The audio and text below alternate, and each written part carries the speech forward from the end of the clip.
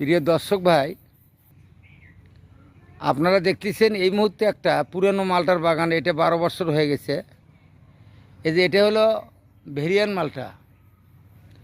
আমার ভাই ধরে আসছে, এই যে ভেরিয়ান মালটা, এই যে ভেরিয়ান মালটা।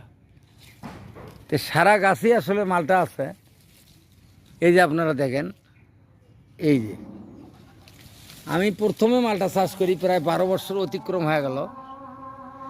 এইগুলো 4 কেজি হবে। তো এই যে মালটা সহকারে আপনার মেওয়া, কমলা, মালটা, পেয়ারা, সকল প্রকার চারা। এই যে এটা হলো সিঙ্গাপুরের হাইব্রিড সুবেরি গাছ, গোটা 50 গাছ এখানে রয়েছে। তো এই যে মালটাগুলো গাছে ধরে ধরে আছে, কিন্তু ভাই দেখানোর জন্য নাই, পাতার অসংখ্য চাপ। পাতার চাপে মালটা কিন্তু পড়ে গেছে ভাই আসলে নিচের দিকে, গাছ হালে গেছে। দেখেন,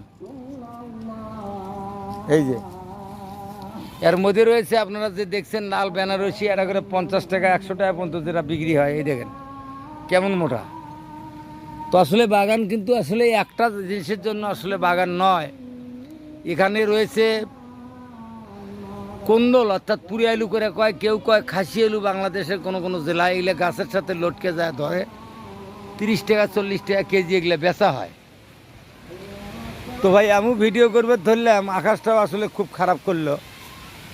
তো এই দেখেন সুপারির চারা, এই দেখেন মালটাগুলো দেখেন কি পরিমাণ মালটা গাছে ধরে আছে। আকাশ কিন্তু খুব খারাপ ভাই, এই মুহূর্তে খারাপ হয়ে গেল। এই দেখেন। তো যাই হোক, ছোটো ভিডিও আজকের মতো আমি এখানেই সমাপ্তি দিলাম। আমি আমির হোসেন, জাতীয় পুরস্কারপ্রাপ্ত কৃষক। এখানে সকল প্রকার দেশীয় বিদেশি চারার জন্য আপনারা যোগাযোগ করবেন। আমি জায়গায় আপনাদের চারাগুলো পাঠিয়ে দেবো। আসসালামু আলাইকুম।